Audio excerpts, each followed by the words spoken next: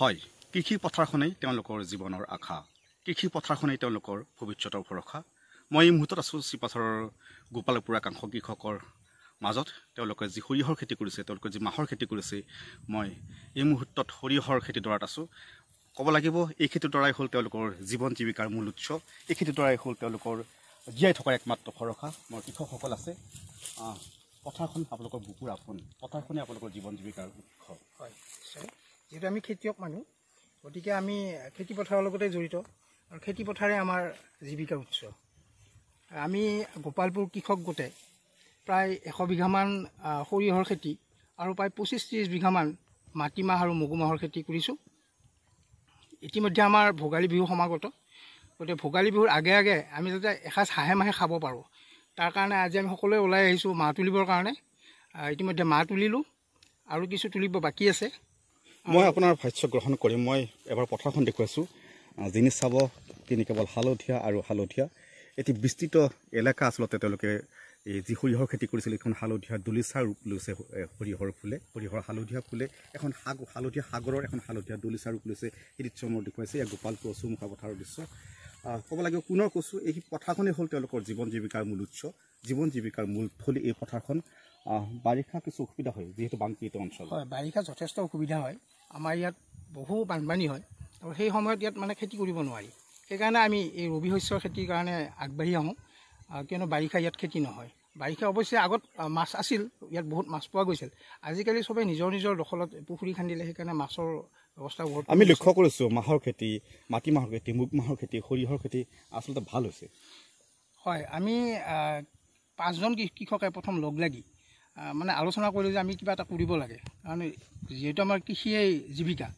সেয়ে আমি আমাৰ ঘৰৰ পৰিয়াল কেইজনকো লগত লৈ 10জনীয়া এটা গোট খুলিলোঁ আৰু এই 10জনীয়া গোটটোৱে আমি প্ৰথমতে আমি কিছু কঠীয়া পাৰিছিলোঁ, যিটো চৰকাৰী বিধান আছিল।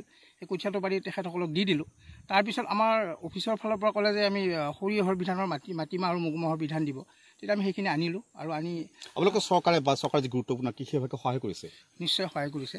আমি বিশেষকৈ বিধানটো নিকিনাকৈ পাইছোঁ, বাকী খৰচবোৰ আমি নিজে কৰিছোঁ। কিন্তু আজি আপোনালোকে দেখাই পাইছে আমাৰ যিটো উৎপাদন হ'ব, এইটোতো তেখেতসকলে লৈ নাযায়। আমাক আপোনাৰ ওচৰলৈ আহি মই পুনৰ পথাৰখন দেখুৱাইছোঁ। এয়া গোপালপুৰৰ চৌমুখা পথাৰ দৃশ্য। যিনি চাব তিনি কেৱল হালধীয়া আৰু হালধীয়া। যি সৰিয়হৰ হালধীয়া বুলি এখন দলিচা ৰূপ লৈছে, এখন হালধীয়া সাগৰৰ ৰূপ লৈছে, সেই দৃশ্য মোৰ সহযোগীয়ে দেখুৱাই আছে। একাংশ মহিলা আছে, তেওঁলোকৰ মই ভাষ্য গ্ৰহণ কৰিম। অকণমান আগবাঢ়ি আহিব বাইদেউ।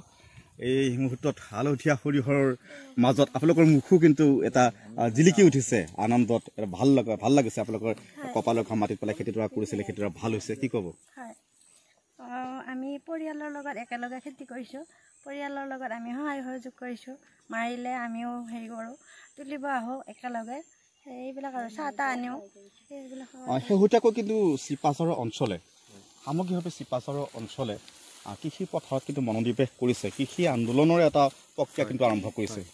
নহয়, আজিকালি যিটো নেকি মূল্যবৃদ্ধি হৈ আহিছে, সেইটোক লক্ষ্য ৰাখিয়ে চিপাঝাৰৰ মানুহ যেনিবা আমি গোপালপুৰৰ কৃষক গোট হৈ মানে চববিলাকে লগ লাগি এনেকৈ সৰিয়হৰ খেতি, মাহৰ খেতি, মুগৰ খেতি, ধানৰ খেতি চববিলাকে এনেকৈ লগ লাগি যদি একেলগে কৰোঁ, তেতিয়াহ'লে আমাৰ বোধহয় যিটো মূল্যবৃদ্ধিটো ৰোধ হ'ব।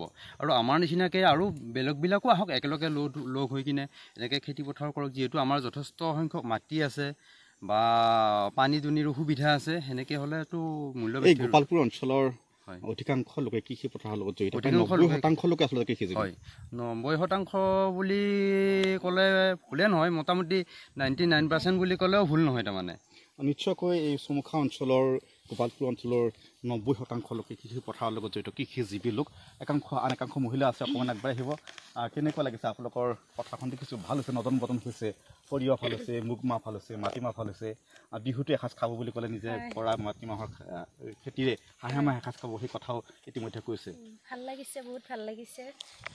ঘৰৰ ফচল ঘৰতে খাম, ভাল লাগিছে বহুত।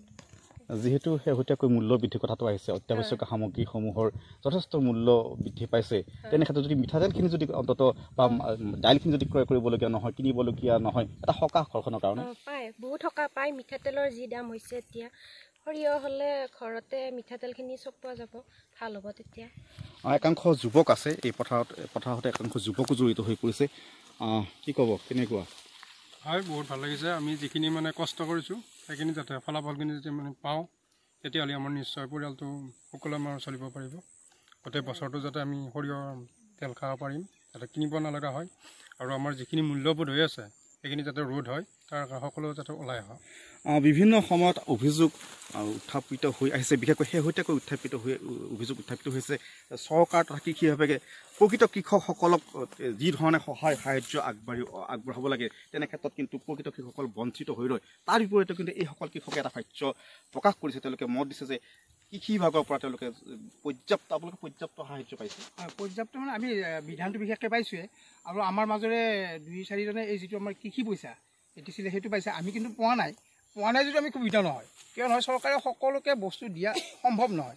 ইমান বৃহৎ আমাৰ মানে জনসংখ্যা, এই জনসংখ্যা সকলোকে যে পইচা দিব পাৰিব সেইটো সম্ভৱ নহয়।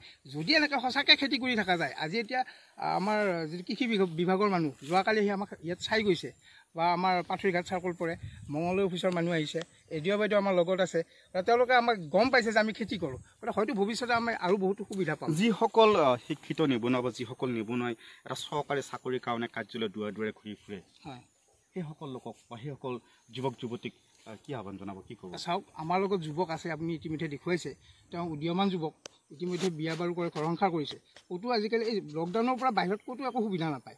গতিকে আমি মাতি লৈ আহিছোঁ যে আমাৰ লগত আহা, একেলগে খেতি কৰোঁ, আৰু খেতিৰ জৰিয়তে আমি উন্নত হ'ব পাৰিম। ইয়াৰ লগতে আমি এই কৃষিৰ লগত জড়িত আৰু বিভিন্ন ফাৰ্মিঙৰ ব্যৱস্থা আছে, সেইবিলাক কৰিব পাৰি। প্ৰথমতে আমি মূলধন সংগ্ৰহ কৰিছোঁ, এনেকৈ খেতি কৰি যিখিনি আমি বিক্ৰী কৰিব পাৰিম, আমাক লগাখিনি ৰাখি সেইখিনি আমাৰ মূলধন হ'ব, হ'লে যেতিয়া আমি সেই মূলধনৰ বেলেগ ব্যৱস্থা আমি কৰিব পাৰিম। অন্যান্য ভৱিষ্যতে পৰিকল্পনা কেনেকুৱা আছে মাটিডৰাক লৈ? মানে এইখিনি মাটিত আমি এতিয়া আমি এই মাটিত যিখিনি আমি খেতি কৰিছোঁ সেইখিনি মাটি ইয়াৰ পিছত মাটিটো কিছুদিনৰ কাৰণে এনেকৈ পৰি থাকিব, কিন্তু ইয়াৰ পৰিৱৰ্তে আমি বেলেগ মাটি আকৌ লৈছোঁ, সেই মাটিত আমি মাকৈ খেতি কৰিছোঁ। আপুনি কিবা ক'ব খুজি আছে, অকণমান আগবাঢ়ি আহিব। কি ক'ব? নিজৰ পথাৰখনত আছে, খেতি ভাল হৈছে, নদন বদন হৈছে, নিজে কৰা খেতি নিজে কপালত মাটিত পেলাই খেতি দৰাত আছে, এতিয়া ভাল হৈছে, কি ক'ব? আমি সকলো মহিলাই এওঁলোকৰ লগত সহযোগ কৰিছোঁ, আৰম্ভণিৰ পৰা এতিয়ালৈকে লাগি আছোঁ। মাহ তোলাৰ পৰা, মুগ মাহ তোলাৰ পৰা তেওঁলোকে এতিয়া মাকৈ খেতি কৰিছে, মাকৈ খেতিত বেৰা দিছে, তাত আমি সহযোগ কৰিছোঁ। আৰু আমাৰ গোপালপুৰৰ এই কৃষক গোটটো যিমানখিনি পাৰোঁ। এটা কথা কৈছে, ইতিমধ্যে কৈছে যে গোপালপুৰ অঞ্চলৰ চমুখা অঞ্চলৰ 90% লোকে কৃষিজীৱী লোক। এই পথাৰখনে আপোনালোকৰ জীৱনৰ আশা, এই পথাৰখনে আপোনালোকৰ জীৱনৰ ভৰসা। আমাৰ এই কৃষকসকলৰ এই পথাৰখনে ধান খেতিৰ উপৰিও আমাৰ সৰিয়হ, মাহ, মাকৈ এইবিলাক আটাইখিনিয়ে কৰে। ইয়াতে এই গোপালপুৰত 95% মানুহে কৃষক বা কৃষকৰ খেতিৰ লগত জড়িত। সেইকাৰণে আমি চৰকাৰে যিবিলাক মূল্যবৃদ্ধ হৈ আছে, তেলৰ দাম বা চাউলৰ দাম, আমি যদি সকলো ওলাই আহি খেতি কৰোঁ, নিশ্চয়কৈ এটা ধুনীয়া আহ্বান জনাইছে।